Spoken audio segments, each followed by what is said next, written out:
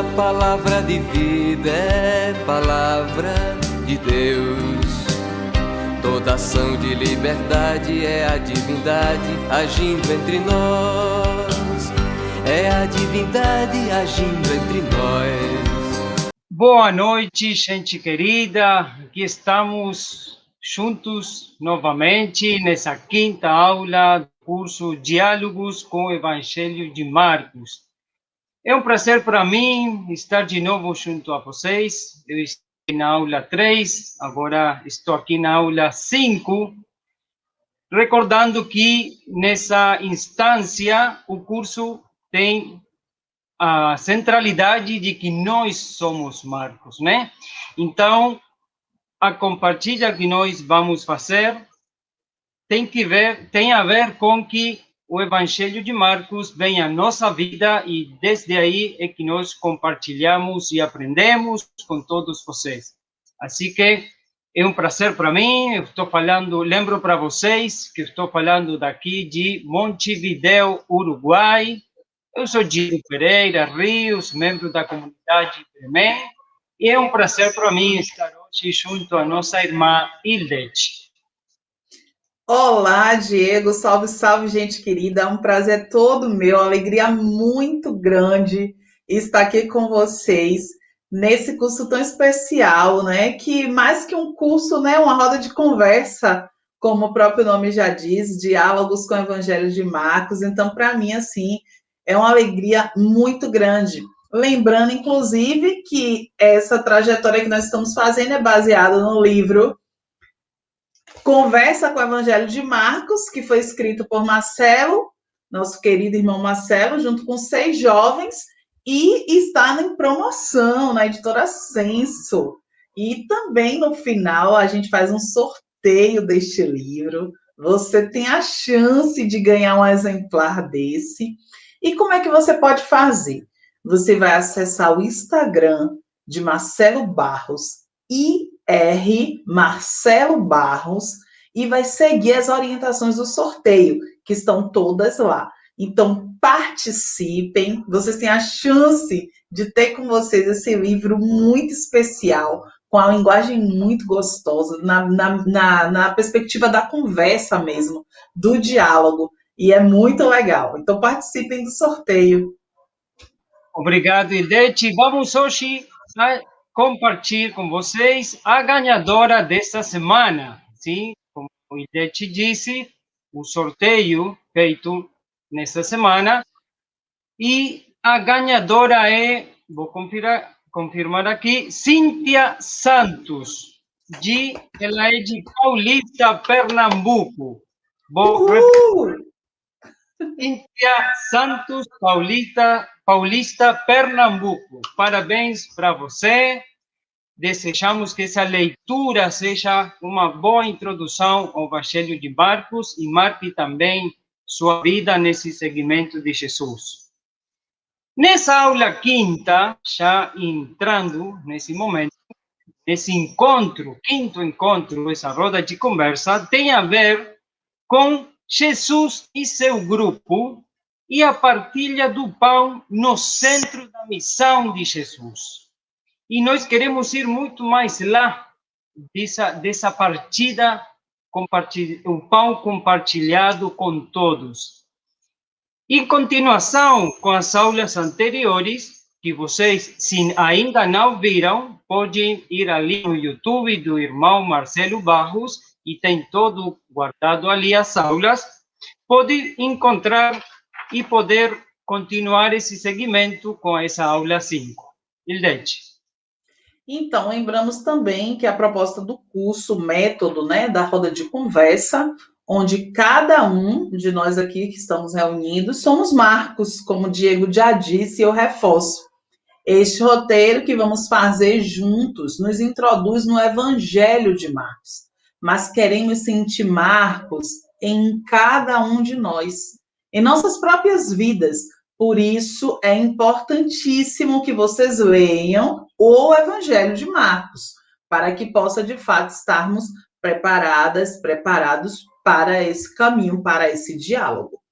Agora nós vamos chamar o nosso querido irmão, nosso irmão do coraçãozão, Marcelo, para ele fazer uma síntese da aula passada e também fazer uma introdução dessa aula de hoje.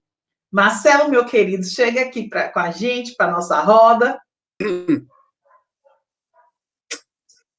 Boa noite, pessoal, boa noite, Beth, boa noite, Diego. Uma alegria, como sempre, estar junto com vocês nesse mutirão, né? Nessa redescoberta, revivência do Evangelho de Marcos para os nossos dias. É muito importante. Nós tivemos, na aula passada, um tema talvez o tema mais ligado ao que a gente está vivendo nesses dias no Brasil. Eu sei que tem irmãos e irmãs, o Diego está lá em Montevidéu, e tem alguns irmãos e irmãs que participam conosco de outros países vizinhos do Brasil. Mas os que estão no Brasil têm acompanhado essa polêmica terrível, enorme, sobre a campanha da Fraternidade Ecumênica, a favor ou contra, né? A polêmica é provocada pelo pessoal contra, né? Mas, e aí, alguns dos nossos sentem que necessitam de uma resposta, que tem que dizer para o pessoal. Tem gente até que está propondo levar para a justiça, fazer eles responderem processo por infâmia, por maledicência, por injúria, né? Que é um crime, e outros dizem, não, deixa para lá, não vamos responder na mesma linha, aí o outro diz, não, tem que responder sim, e a gente fica naquele embaraço de como agir. O tema da aula passada foi justamente Jesus em conflito com o sistema. Portanto, e uma das perguntas mais assim que surgiram, inclusive surgiu na aula, foi Marcos, em 2 momentos, no capítulo 1, depois que ele cura o leproso, e no capítulo 3, quando ele vai curar um homem de mão seca. O Evangelho de Marcos diz: Jesus olhou para o seu entorno, para os homens que estavam naquela sinagoga, e olhou com raiva, olhou enraivecido. O evangelho, o verbo grego é encolerizado. Aí as pessoas dizem, gente, eu nunca vi uma imagem de Jesus encolerizado. A gente só vê Jesus, aquela imagenzinha doce, muito meiga, né? E aí, como é esse Jesus encolerizado? Como é que Jesus, numa briga direta com o sistema, Jesus profeta contra o mal religioso. O mal não é só o antirreligioso, não, o mal religioso. Jesus combateu sacerdotes, escribas, professores da Bíblia. Não foi o mal religioso. E o mal social e político, as pessoas marginalizadas, etc., né? E aí, o que é que a gente poderia concluir, sintetizar disso? Primeiro, é o que a gente chama na Bíblia de indignação profética. Tem que distinguir.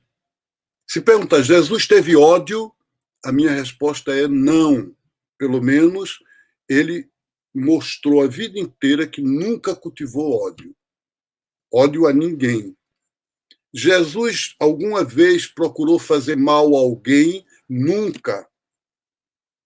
Diz os Atos dos Apóstolos, passou pela vida só fazendo bem.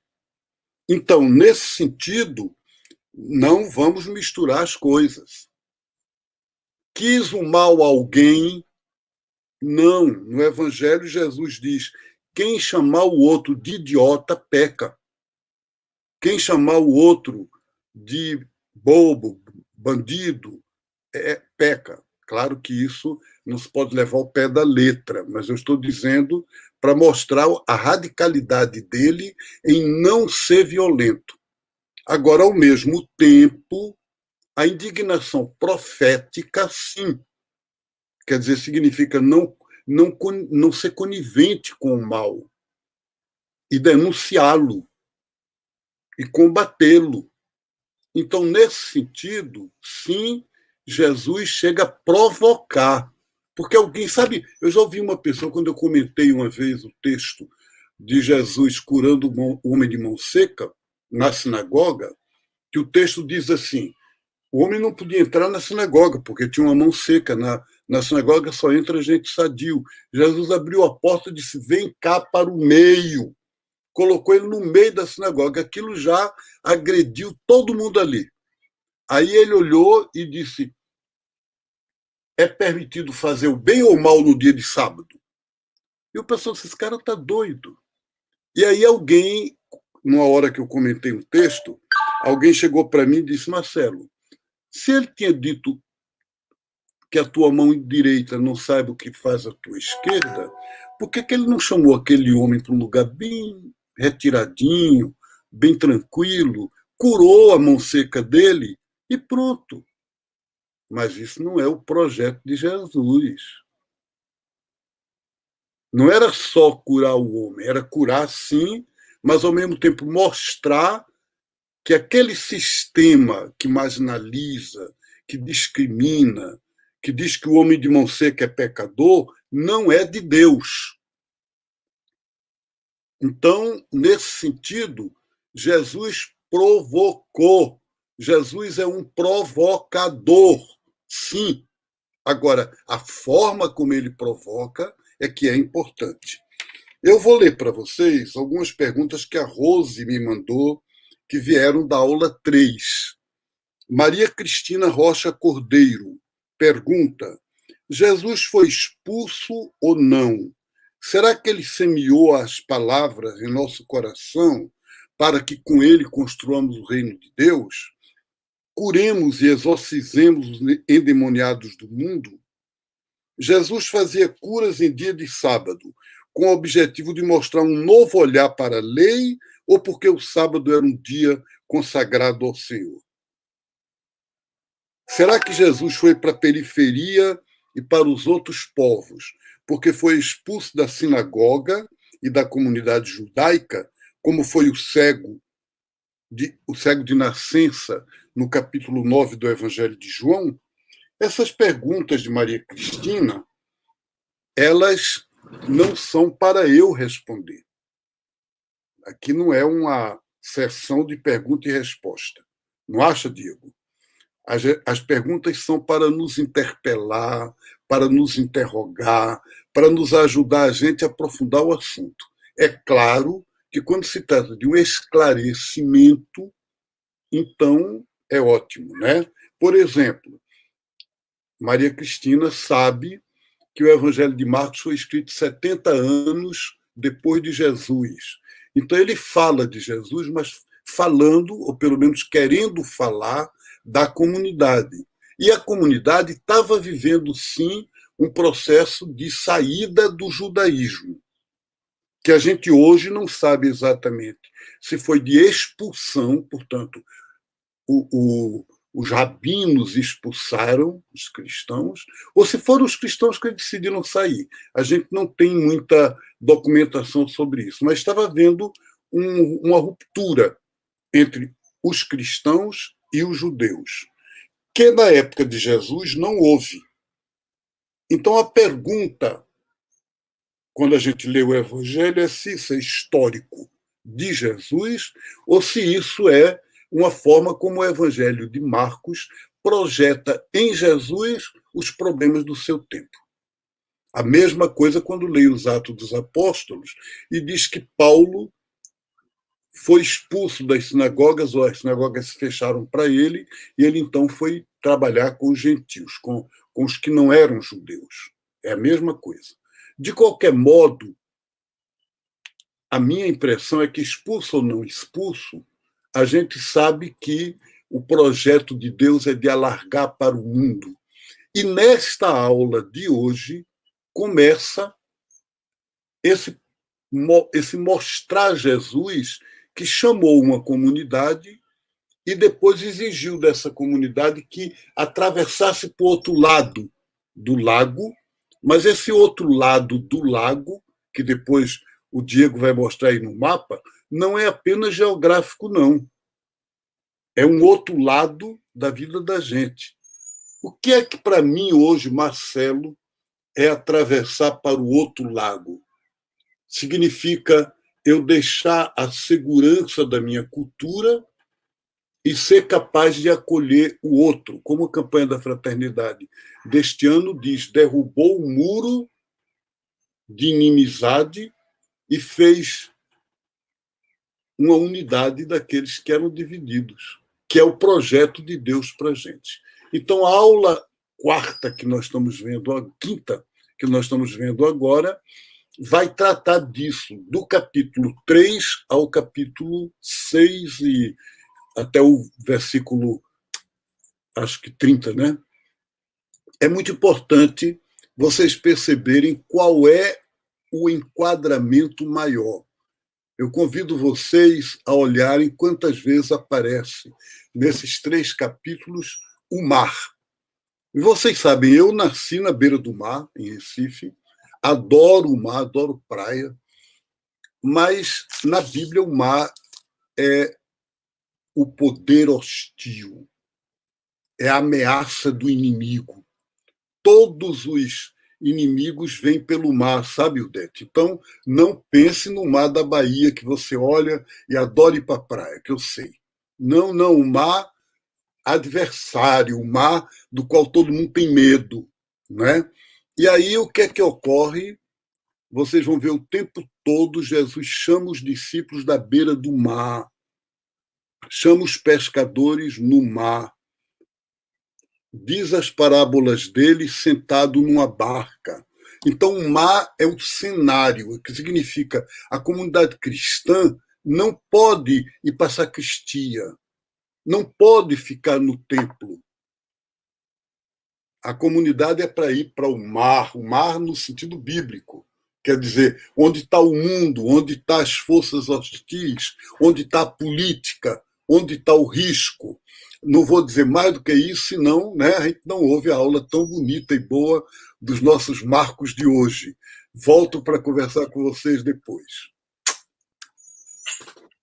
Obrigada, Marcelo, como sempre, trazendo uma palavra que mexe com a gente.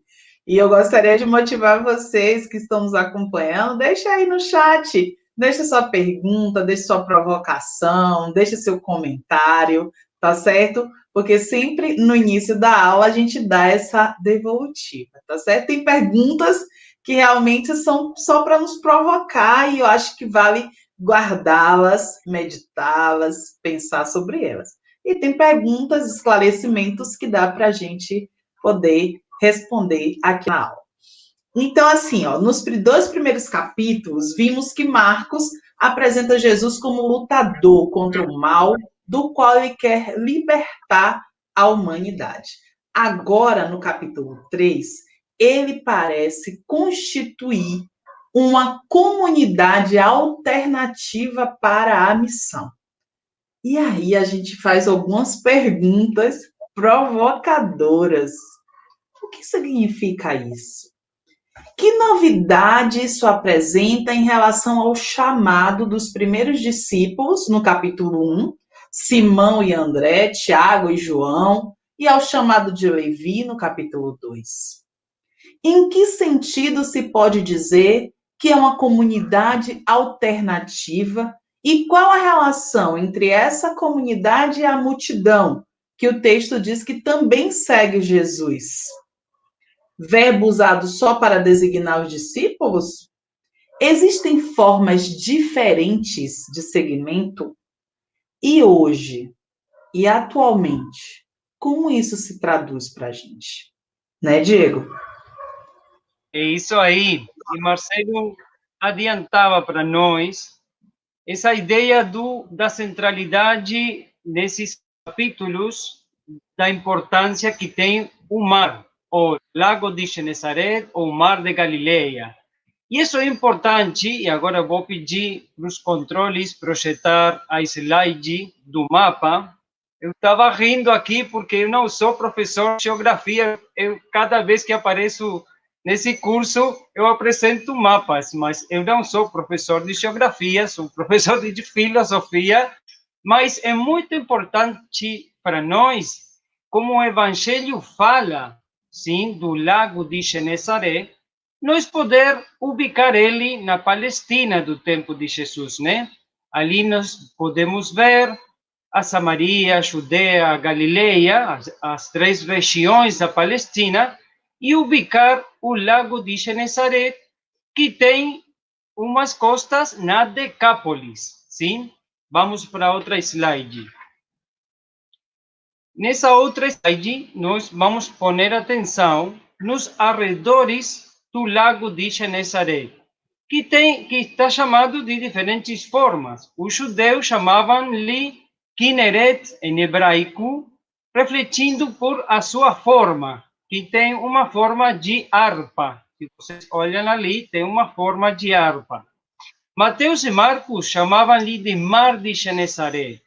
Lucas, mais modestamente, refere-se a ele como Lago de Genesaré, tomando o nome da cidade de Magdala. Vamos para a última slide. Nessa, nós podemos ver ali indicado a cidade de Magdala e ao ladinho, ficou um pouco perdido, tem a cidade de Genesaré. Mas também João chamou de Mar de Tiberíades, fazendo alusão à cidade de Tiberíades, que vocês podem ver ali no mapa.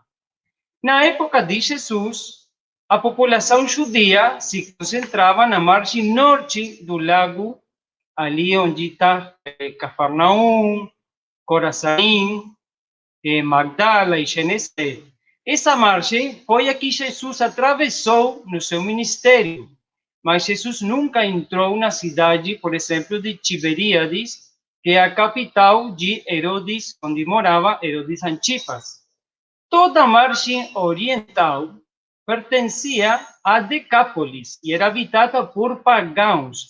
E aqui é que nós temos que pôr atenção. Nesses capítulos que Marcelo lembrou, vamos ver a Jesus subindo a barca e passando de um lado ao outro do lago, fazendo que sua comunidade, a comunidade dos 12, comece a tomar contato com gregos e gente de outras religiões. Também tinha cidades onde moravam gregos e judeus, por exemplo, na Betsaida.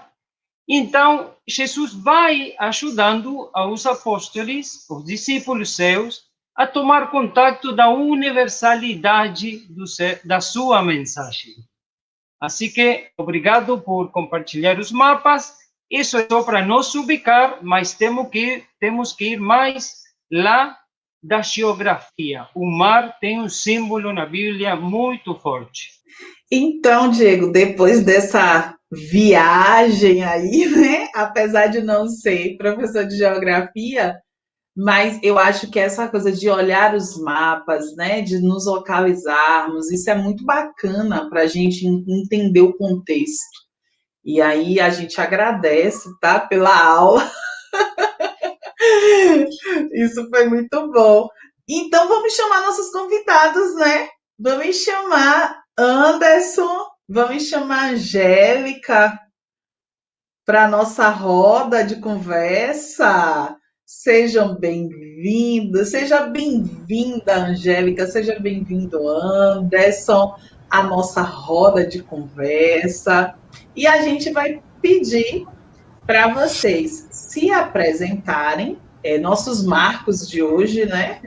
A gente está falando desde a introdução, né? Que é como se a gente fossem marcos, né? Cada um e cada uma de nós. E aí a gente vai pedir para vocês falarem o nome e também já dar uma retomada naquelas provocações que eu fazia no início, especialmente sobre essa comunidade alternativa, né? Que a gente vê aí nessa parte do livro, tá certo? Bem-vindo, bem-vinda. Oi, gente. É um prazer estar aqui com vocês, essa noite.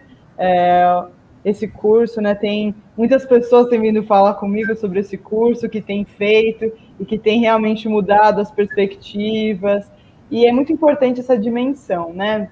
Eu sou Angélica, sou teóloga, sou professora, sou uma caminhante aí do diálogo interreligioso, da teologia feminista, e é sempre muito bom estar com vocês nesses espaços. E acho que essas perguntas, né, provocativas, principalmente esse aspecto, né, de uma comunidade que se coloca em missão. Eu acho que cada uma aqui, né, com essa proposta de somos todos Marcos, e somos todos e todas aquelas grandes mulheres também que estão nas nossas escrituras, que muitas vezes, inclusive o Evangelho de Marcos não nomeia, por uma questão cultural, somos elas também, que somos tocadas por essa ética de Jesus, que nos inspira a caminhar, que nos coloca em movimento, que nos coloca nessa missão do pão da vida. Então, estou muito feliz de estar aqui, ansiosa por todos os aprendizados que a gente vai trocar nessa roda de conversa. Eu sou Anderson Guzmão, atualmente estou na comunidade Bremen, né, colaboro nas assessorias e atividades que vêm surgindo, né, ao longo desse 1 ano, né, de comunidade que a gente vai festejar no próximo mês. E o que eu percebo nessa provocação que a Ildete e o Diego iniciou é que esses grupos, né, essas novas comunidades de Marcos, surgem cada um do seu estilo, cada um da sua forma e de uma maneira totalmente diferente, cada um da sua perspectiva de futuro que acredita que é o bem comum, o bem viver em cada sua localidade. E o que é engraçado é que muitas dessas comunidades que surgem não conhecem, às vezes, essa proposta do evangelho da comunidade de Marcos, né? Não tem, às vezes, a apropriação de dizer assim, eu conheço, não, é só, é um evangelista. Não sabe, mas consegue fazer a vivência dessa comunidade. E eu acredito que até a própria comunidade de Bremen surge nessa perspectiva, não em paralelo à comunidade de Marcos, mas com a base, né, total de todo o evangelho. Eu acredito que seja mais ou menos essa provocação. Obrigada por esse primeiro momento da nossa roda de conversa, de trazer os nomes de vocês. Obrigada, Angélica, por essa provocação, né? Em nome também das mulheres não nomeadas, a gente também está aqui, somos todas elas também. E vamos agora de poesia. Vamos de poesia de Raimundo Ferreira, um lavrador do Ceará, em um dos cursos do CEBI sobre o Evangelho de Marcos, em 1994. Minha gente companheira, eu tenho uma coisa para dizer. É só para vocês que estão aqui, os de fora não podem saber. Se é isso que a gente está fazendo, tudo que aqui está sendo dito, ficar às claras por demais, é risco demais, eu acredito. É preciso a gente praticar e aprender com Jesus a esperteza. Para se defender dos adversários, ele conta 7 parábolas. Que beleza! Fala do reino de Deus, que é semente. Diz que tem seu tempo, como a natureza. Mas nelas, Jesus conta o milagre, mas nunca deixa que descubram o santo, porque nosso Senhor não era besta. É tão importante essa poesia, como também para aqueles que ainda não têm nosso livro, que é onde está baseado essa roda de conversa, nosso curso. É tão importante tomar contato com o autor, tanto dessa poesia, como desse livro, e nós temos o prazer aqui de ter conosco a Anderson Guzmão, que é um dos autores que esteve nessa produção desse livro, colocando ali a sua vida, as suas búsquedas, as suas expectativas, né, desse cristianismo que hoje também o Marcos nos ajuda a nos interpelar. Eu queria compartilhar uma experiência que eu fiz há alguns anos numa comunidade chamada Colibri. fundada por um sacerdote daqui do Uruguai que viajou ao Chaco boliviano e teve contato com comunidades guaranias. Ele ficou 5 anos e logrou fazer uma mistura, um resumo de um cristianismo empapado da cultura guarani. Quando ele teve que voltar para o Uruguai, começou aqui uma comunidade que chamou Colibri, onde tínhamos uns campamentos, chamávamos, de uma semana, num lugar onde toda a comunidade se juntava, famílias com filhos, gente jovem, solteira, ex-sacerdotes, ex-religiosas. Não tinha proibição para ninguém. Mas nas nossas rodas de conversa, nas nossas celebrações, o Nacho, que é o nome do sacerdote, trazia para nós tudo que ele aprendeu com os guaraníes. E foi uma experiência que sigue sendo, a comunidade sigue adiante com alguns cambios, mas sigue sendo uma experiência atual de um cristianismo que Marcos nos provoca a fazer hoje nós, como Marcos, abrir as nossas experiências cristãs para as experiências de Deus que se movem, que estão presentes em outras religiosidades, espiritualidades, manifestações de Deus que a gente muitas vezes, por não conhecer, por ser ignorante, muitas vezes tem gente que rechaça, que não quer. Marcos nos provoca a abrir o coração a essas outras experiências de Deus. Eu queria convidar de novo a Angélica para compartilhar um pouquinho mais, fazendo acentuando como é que nós hoje podemos fazer uma nova experiência de comunidade seguidora de Jesus nesse contexto. O Evangelho de Marcos, como o Diego falou, ele realmente nos incentiva ao diálogo.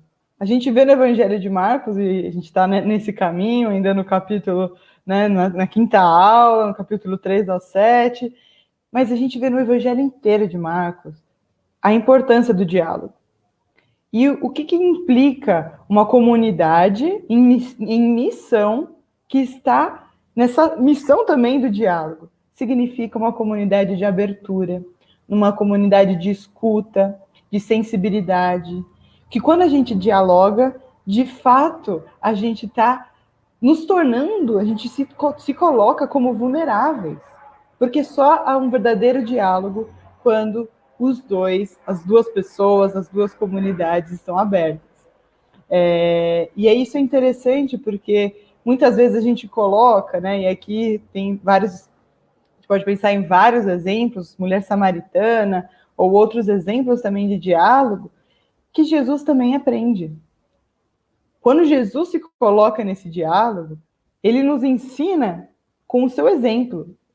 Então, ele também nos ensina que, mesmo Jesus sendo quem ele também está aprendendo. Ele também é um aprendiz da vida, um aprendiz desses cotidianos, um aprendiz dessa relação que é o diálogo, que é a comunidade, que é a missão. Então, muito boa a sua fala, Diego, e acho que é um desafio para a gente aqui, enquanto cristãos, cristãs, a se abrirem a outras culturas, a se abrirem a novas formas de enxergar esse divino, não fetichizando, não colocando, não utilizando, né, de uma apropriação cultural sem um compromisso com as lutas, mas sim aprendendo as delicadezas da vida com outras culturas e experiências religiosas, místicas e culturais. Nós queremos também ouvir um dos autores, não é, gente? Um dos autores do livro, Anderson Guzmão, gente. Que chique nós estamos hoje. E nós queremos também te ouvir nessa perspectiva que Diego trouxe, nessa mesma provocação que a Angélica agora acabou de trazer para a gente. Eu também quero te ouvir um pouco, Anderson, principalmente com essa questão da comunidade, né? O interessante é que a fama, né, chama mais a atenção do que o próprio conteúdo, né? Mas sigamos, né? Essa proposta, né, tanto quando vou pegar um pouco mais o contexto histórico, né, de quando Marcelo propôs a construção do livro, veio através da prática que a comunidade de Marcos já fazia, né? Já fez e alguns outros lugares fazem, né? Que é a proposta do diálogo. Então, ficou a pergunta, como é que um autor, né, famoso internacionalmente vai conseguir reunir jovens, né, do Brasil, que a proposta não... Inicialmente eram mais de 6, mas depois de um processo de conversa, diálogo, por causa de demandas de universidade, trabalho, os outros não puderam assumir, e ficamos nós 6. Como é que ele vai conseguir fazer essa construção de um livro totalmente virtual, de pessoas das 5 regiões do país, e através apenas da internet, né? Como é que vai ser construída a ideia do diálogo? Então, aí começou o desafio. E no momento que a gente começa a fazer a leitura, a gente começou a entender a ideia realmente do diálogo, né? A proposta de parar, de ouvir, de analisar com calma, de prestar atenção no que o outro está dizendo, discordar de uma maneira que a gente possa crescer juntos, né? Então, nesse momento, eu comecei a perceber essa perspectiva do que a comunidade apresentava, né, na Bíblia e qual era a proposta do Marcelo. E depois do livro ter sido lançado, né, e em outras comunidades, em outras caminhadas, né, e eu conversando muito com muitas pessoas, percebi também que a ideia do diálogo é fundamental para a construção de qualquer coisa. Não tem não vou fazer isso, não vou precisar de diálogo, né? A pessoa acredita que esteja totalmente equivocada, né? Penso eu que esteja equivocada no sentido de que o diálogo é fundamental na construção de qualquer processo. Outra coisa que é interessante para a gente fortalecer a proposta do diálogo é que você começa a entender a extensão dele da criança ao mais velho, no sentido de que, para você conseguir ter uma relação com uma criança que acabou de nascer, 2 anos, etc. e tal, você precisa ter um diálogo com ela, e esse diálogo, às vezes, não é muito compreendido inicialmente. Então, a criança ela começa a falar coisas e você não consegue entender, aí você começa vou começar a prestar mais atenção, ficar mais atento ao que ele está apontando, ou ela está apontando, para eu poder realmente entender a informação, a mensagem. Quando você vai para a extensão ao longo da caminhada do mais velho, você começa a entender que a visão dele sobre o diálogo é muito além, e você precisa prestar atenção para entender a nova linguagem de visão de futuro que ele apresenta, essa profecia. Então, eu acredito que a comunidade de Marcos, a nossa comunidade de Marcos, né, e outras comunidades que são cristãs ou não, elas têm essa proposta do diálogo e são muito fortes, né? Eu acredito que todo grupo, vou chamar assim, todo grupo, todo gueto, todo o pessoal que se reúne, né, para qualquer situação que seja, vai precisar de diálogo. Então, eu acho que é mais ou menos por esse caminho que a gente pretende caminhar numa perspectiva de poder de crescer um com o outro, né? A ideia maior, eu acredito que seja mais ou menos essa. Obrigado, querido Anderson, e a toda a gente que está ali. Podem seguir deixando suas mensagens, suas perguntas. E agradecemos, né, a presença de Anderson, um dos autores do livro, que vocês podem encontrar com ele, com uma parte mais íntima da sua experiência como cristão. E nesse diálogo que nós estamos fazendo, é tão importante a palavra escrita, a palavra falada, a palavra posta na poesia que nós escutamos, e também é muito importante traduzir essa palavra numa canção. Agora vamos escutar a nosso querido Zé Vicente numa canção chamada Tudo é Mistério. Deus é mistério, nossa vida é mistério, assim que vamos escutar para depois seguir.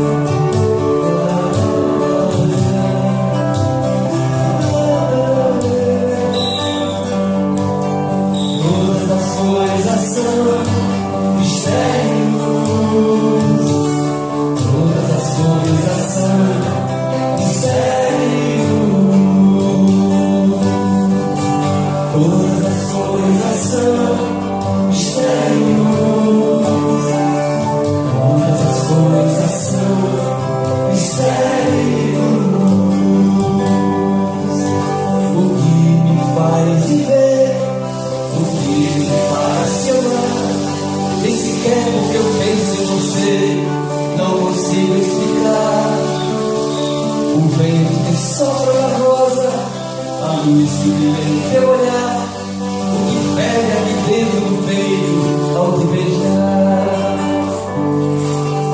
Todas as coisas são mistérios, todas as coisas são mistérios. O corpo, todas as coisas são mistérios.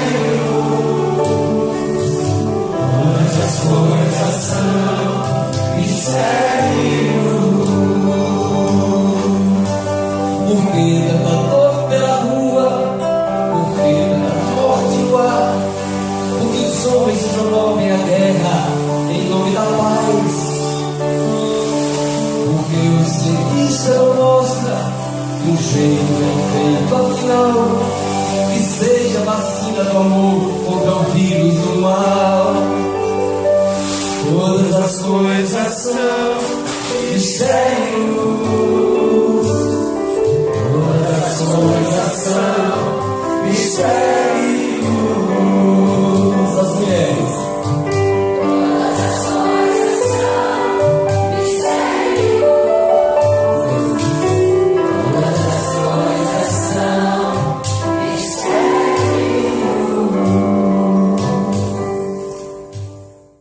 Então, gente, depois da nossa primeira rodada, depois da nossa primeira parte da roda de conversa, nós também escutamos durante essa primeira rodada uma poesia, né? O poema que nós escutamos de um lavrador do Ceará, cearense.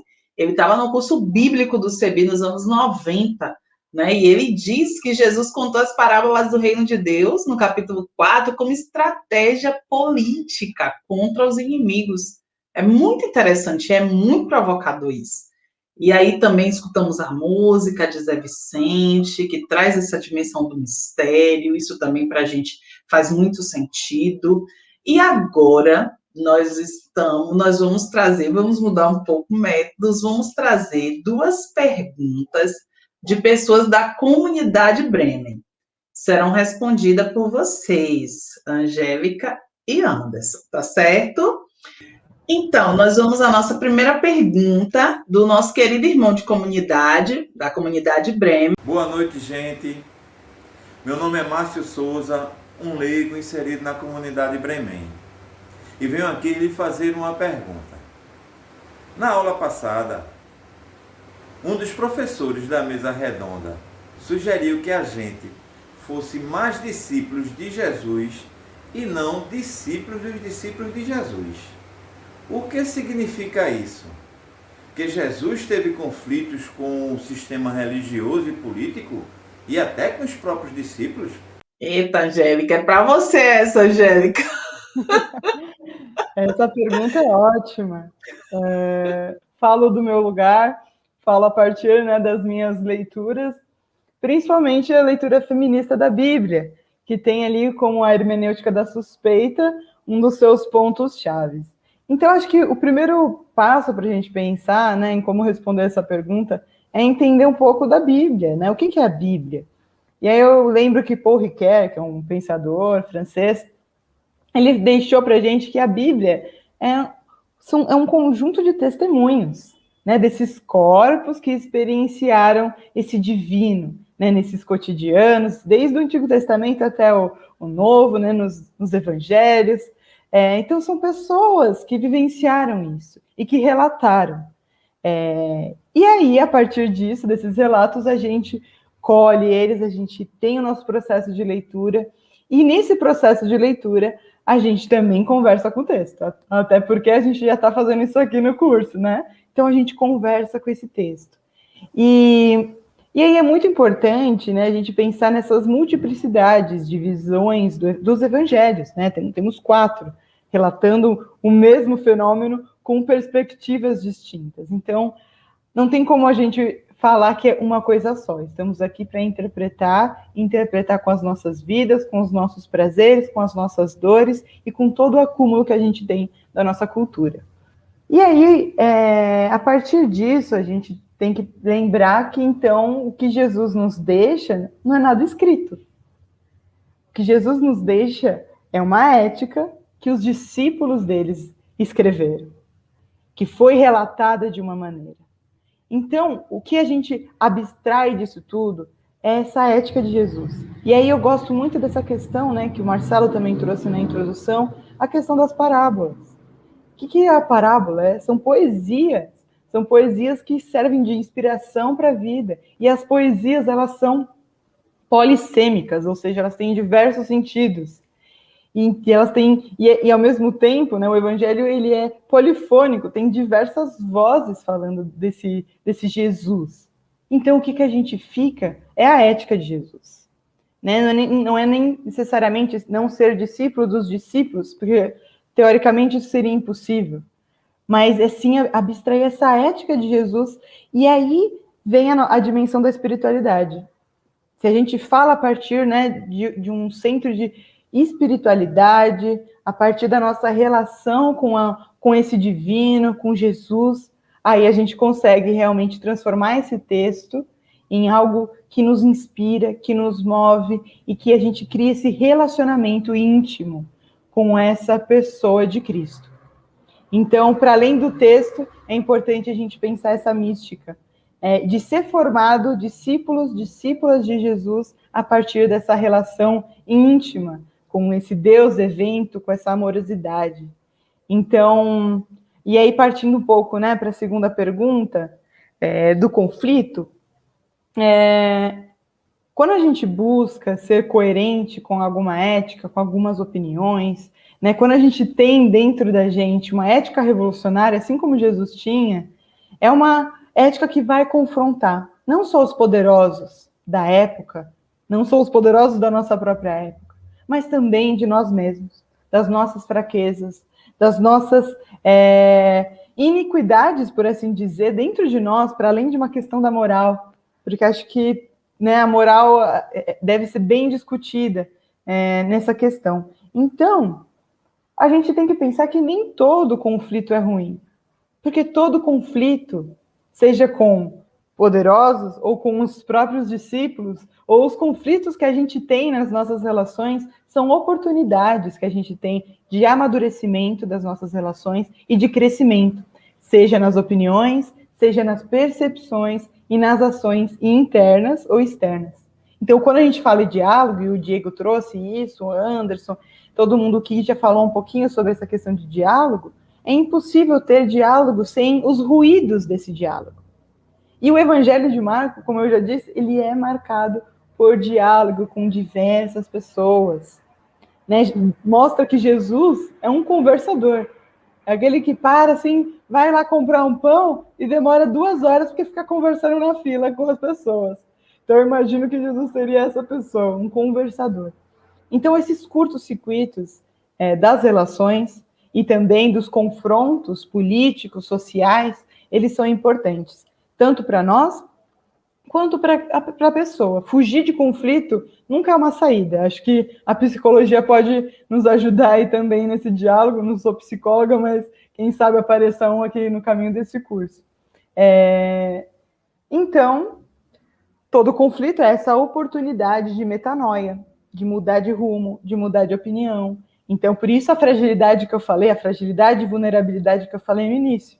E também Jesus foi essa pessoa que estava engajada nesse diálogo e que estava também engajada nessas possíveis mudanças. E a gente tem, né, nas escrituras diversas vezes que ele muda de ideia, que ele faz alguma coisa a partir de um diálogo. Então, assim como Jesus foi um aprendiz do diálogo, um aprendiz dos conflitos também da época, dos conflitos interpessoais, nós também somos e precisamos viver a partir dessa ética inspiradora dele. Muito obrigado, querida Angélica. Eu fico ressonando, né, no ouvido, no coração, a palavra ética que você repetiu muitas vezes e que também o nosso querido Papa Francisco está insistindo muito nessa cultura e uma ética do cuidado, né, que tem a ver muito com isso de escutar, de nos parar no caminho para falar, para escutar a gente. E vamos escutar nessa sintonia, nessa nossa metodologia também, a nossa querida irmã Maria Nivaneide, da comunidade Bremen, que vai fazer uma pergunta que vai responder nosso irmão Anderson. Na aula passada, Marcelo nos pediu para contar quantas vezes em seu Evangelho, do capítulo 3 ao capítulo 7, Jesus nos fala em pão, refeição, comida. E nós vimos que muitas vezes. Diante disso, eu vos pergunto: o que significa isso para nós, discípulas e discípulos de Jesus hoje? Anderson, contigo. Então, né, é uma pergunta até provocadora, né, para todos nós, principalmente no contexto de saber ele está defendendo quem, né?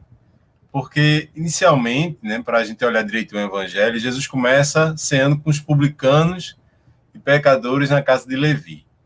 Depois discute com os discípulos de João, porque os seus discípulos não jejuam, né? Então, portanto, ele fala de comida e depois os discípulos são criticados porque colhem espigas para comer no dia de sábado, né? Mais uma vez, a gente retoma a ideia do sábado, como o Marcelo apresentou no início.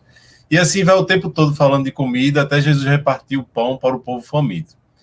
Então, essa repercussão, né, a gente pode trazer até para nós, né? Que repercussão pode querer em nossa vida, nessa missão hoje que Jesus apresenta, né?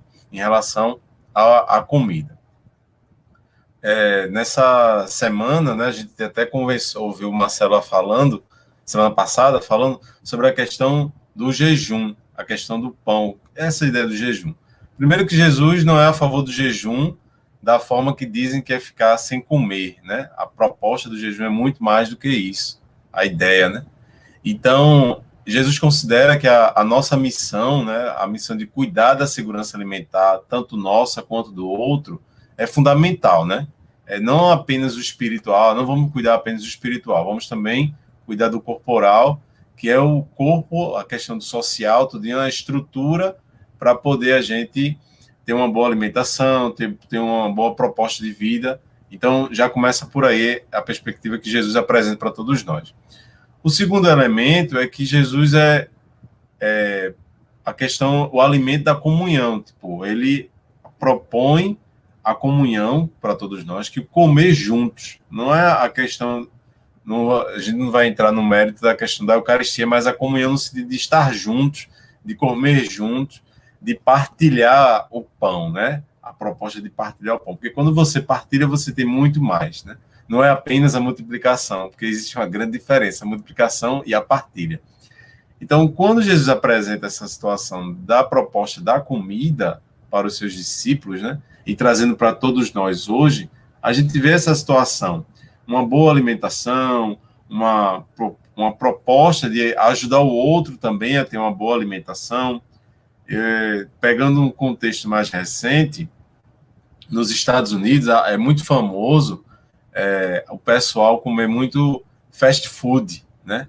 Então, chegou um momento que o governo dos Estados Unidos precisou criar uma lei proibindo a quantidade de fast food de produção. Vamos supor, um exemplo, se eles vendiam Coca-Cola de 1 litro, eles começaram a vender Coca-Cola de 500 ml para poder diminuir o consumo, porque a quantidade de fast food estava fazendo mal às pessoas, porque elas estavam procurando muito. Então, o que é que apresenta? Que a alimentação em si, uma boa alimentação, não é pautada, não é proposta, né? A gente vê isso no nosso dia a dia, nas nossas famílias, na TV, na internet. Compre fast food, pizza, hambúrguer, etc, etc. Não tem uma proposta assim, uma alimentação saudável, uma prática saudável da alimentação. Tente plantar e colher dentro de casa, no apartamento. Propostas nesse sentido de uma boa alimentação. E Jesus apresenta isso, olha, vamos cuidar da alimentação, porque não adianta você estar rezando e simplesmente o corpo não está reagindo, né? Você pode até considerar um vegetal, né? Está vegetando, infelizmente, né? E a outra situação é o cuidado com o outro, né? O cuidado com a casa comum, bem comum, né, em relação a essa alimentação. Então, eu acredito que a gente vem com essa proposta, né?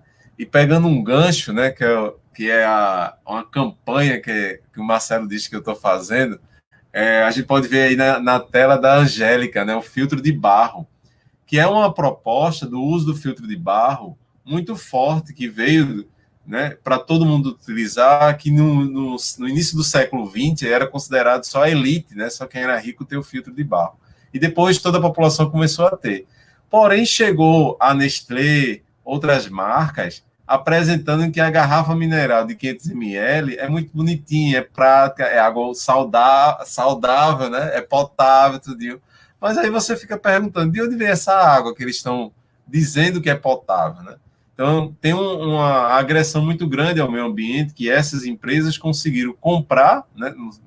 Não sei como, comprar várias nascentes e dizem que a água é a melhor, a que eles vendem, né? Então, proporcionando comércio. Então, não tem a perspectiva de uma boa alimentação, uma boa saúde alimentar. Então, Jesus apresenta essa ruptura no sentido de dizer assim, olha, vamos cuidar da saúde, vamos cuidar da sua saúde, da saúde do irmão, da saúde da comunidade, principalmente da comunidade, né? Aí a gente pode pegar outro exemplo, né? Quando uma laranja está podre, as outras também apodrecem. Então, a ideia da comunidade, eu acho que é mais ou menos nesse caminho. Se tem um doente, vamos cuidar da saúde dele para os outros não ficarem doentes também. Então, não sei se eu consegui atender a resposta da pergunta, Diego e Udete, mas eu acho que é mais ou menos esse caminho que a gente deve fazer a reflexão. Eu acho que, como a Angélica apresentou, dialogar com o texto, né? O texto tem várias interpretações, né? Vários contextos, mas a gente tem que fazer do melhor possível para o bem, para o melhor e o melhor para a comunidade. Anderson, eu acho que, não sei se nós que estamos aqui fazendo essa conversa, logramos entender a profundidade desse momento, né? Eu espero que todos que estão seguindo a aula, espero que sim, porque no começo o Marcelo dizia, e que eu fiz a introdução da geografia Centrados no Mar, né, de Genesaret, onde Jesus leva seus discípulos de um lado ao outro, e só para nombrar algumas citas do Evangelho, no capítulo 4, versículo 1, Jesus ensina na beira do lago. Capítulo 4, versículo 35, Jesus calma a tempestade, depois de partir da beira, né, do lago. Em 5, versículo 1, passaram de uma margem à outra. Todo o tempo, Jesus e os discípulos estão, nesses textos, no meio do mar, no meio do perigo, no meio das contrariedades da vida. E nós aqui hoje estamos falando de ética, de diálogo, de purificador de água, de barro, que também tem esses princípios de cuidar a nossa própria natureza, que são tudo coisas que vão em contra de um sistema que nos segue oprimindo, não? Oprimindo, e que querem que nós não trabalhemos nesse diálogo para ser mais humanos, mais irmãos, e que nós cristãos estamos convencidos que a mensagem de Jesus é para isso mesmo, isso mesmo. Então, você respondeu muito bem, Anderson, não só é um grande autor, escritor, senão que um grande aluno. É um exemplo para seus alunos. E, então, para ir encerrando a nossa aula, vamos chamar o nosso querido irmão Marcelo, que vai fazer seu aporte para nós, vai compartilhar conosco a sua reflexão e vai deixar a tarefa para todos nós. Adiante, Marcelo. Gente, que tarefa árdua, exigente, ter de fazer uma espécie de síntese de uma riqueza tão grande. O Diego contava a história do amigo dele, Nacho, que, voltando dessa experiência com os índios Guarani, funda a comunidade Colibri, uma comunidade alternativa. Quando eu fui ao México a primeira vez, duas irmãs mexicanas, beneditinas, estavam vindo de uma comunidade que se chama em Náhuatl, a língua do antigo Azteca, dos índios até hoje. O nome é Huitzilinzin, Bentivi, colibri, lá na língua deles. Nome de uma divindade antiga indígena. E por que o colibri, por que o bentivi é considerado divino?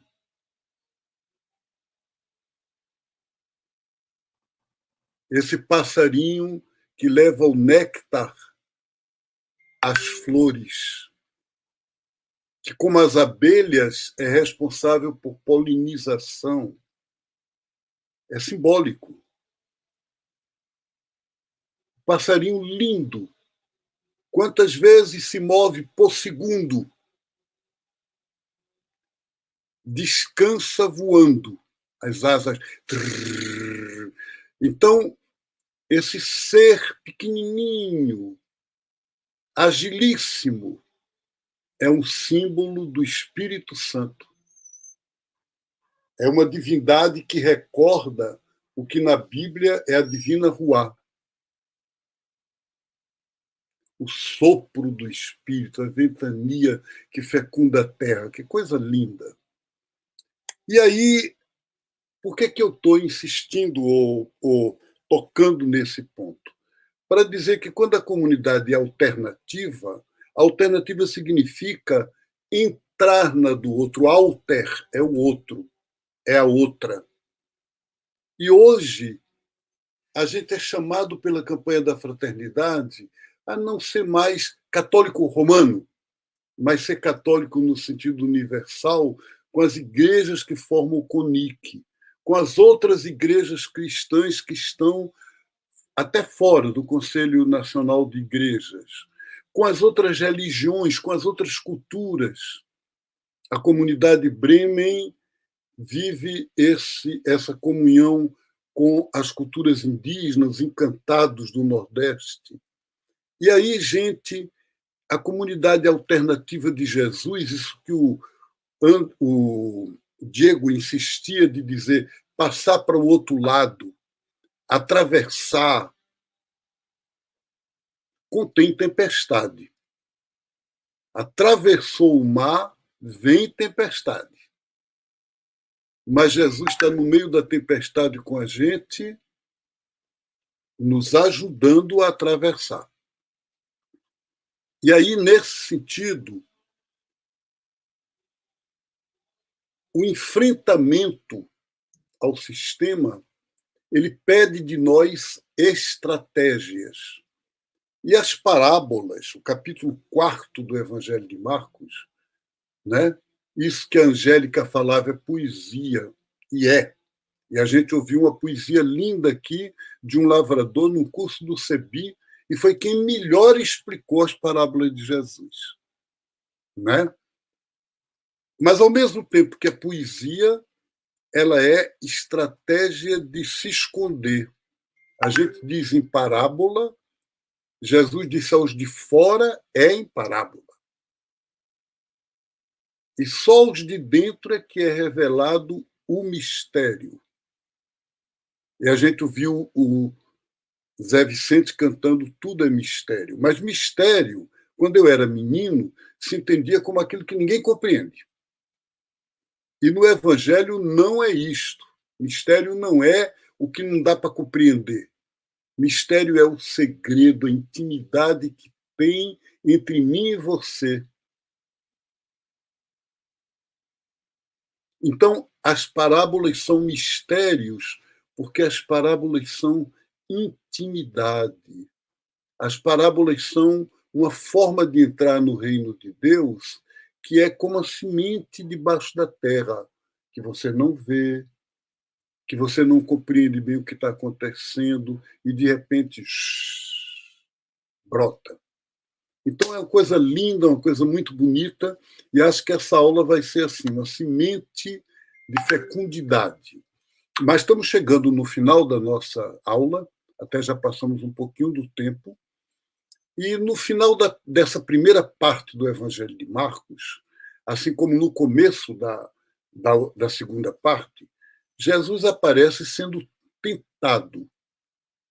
É engraçado porque lá no comecinho do Evangelho, era o Evangelho deste domingo primeiro da Quaresma, Jesus vai ao deserto, levado pelo Espírito, para ser tentado por Satanás, pelo acusador. Mas, de novo, Jesus é tentado por Pedro, no capítulo 8, e Jesus tem que dizer, afasta-te de mim, Satanás com Pedro. E no versículo 10 a 13 do capítulo 8, eu estou falando, lançando vocês já para a aula próxima. Os fariseus e escribas dizem a Jesus: a gente vai todo mundo aqui acreditar em você, mas a gente quer uma coisa: faça um sinal vindo de Deus, vindo do céu. Dê para a gente um sinal do céu. E Jesus se nega. Se nega, se fecha com raiva. E aí, qual é a tarefa de vocês, gente? É explicar por que Jesus se nega a dar um sinal do céu.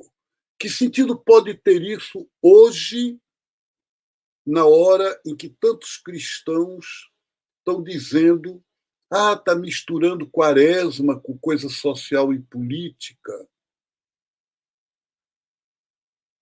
Igreja tem que não coloque ideologia, fale só de religião. Tem alguma coisa a ver? Eu queria que vocês explicassem como advogados e advogadas de Jesus. Cada um de vocês aqui está nomeado agora advogado e advogada de Jesus. Tem um julgamento. Os adversários religiosos, os homens do templo, estão pedindo a Jesus: dê um sinal do céu. E Jesus se nega. Eu quero que vocês defendam Jesus e digam por que ele se nega. Que sentido tem isso? Tá bom? Então, boa continuidade desses diálogos com Marcos. Muito agradecida, querido irmão Marcelo Barros. Quanta provocação. E durante toda essa roda de conversa, todos os momentos, tudo que a Angélica trouxe de maneira tão provocativa, a Anderson trouxe de maneira tão da experiência mesmo de vida, né? De uma maneira tão concreta, dando exemplos assim tão concretos.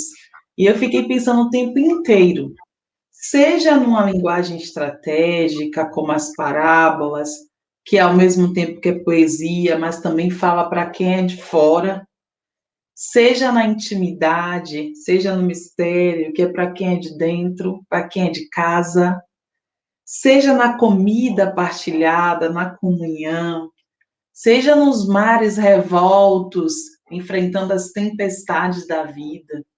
A mensagem que fica muito fortemente para mim é que tudo isso a gente viva em comunidade. A gente encontre esse lugar comunitário, que é lugar de cura, de afeto, de troca, de crescimento, de força, de alimento da alma, que a gente encontre esse lugar comunitário de salvação, libertação, de cura, de amor, para que a gente possa conseguir fazer toda essa caminhada. Enfrentar, de fato, essas tempestades da vida, de fato, encarar esse mar revoltoso, esse mar que lembra perigo, que lembra desafio, mas em comunidade a gente fica bem mais forte, a gente fica bem mais fortalecida em comunidade. Então, é isso que fica para mim dessa aula, é isso que fica para mim fortemente em meu corpo, em todo o meu ser, e que eu também quero compartilhar nas comunidades que eu me encontro. E agora, mais uma vez, agradecemos a vocês, Angélica Toches, Anderson Guzmão, além de autor, de escritor, também belíssimo professor, comentarista, muito bom mesmo. Então, a gente agradece imensamente, imensamente por esse momento. Diego, foi uma maravilha compartilhar com você, compartilhar com você esta aula, esta apresentação. Graças! E nós queremos convidar Angélica para dar uma bênção. Então, nós vamos agora, encerrando essa aula de hoje, com a bênção dessas mãos sagradas, dessa mulher linda, maravilhosa, que nos abençoa agora.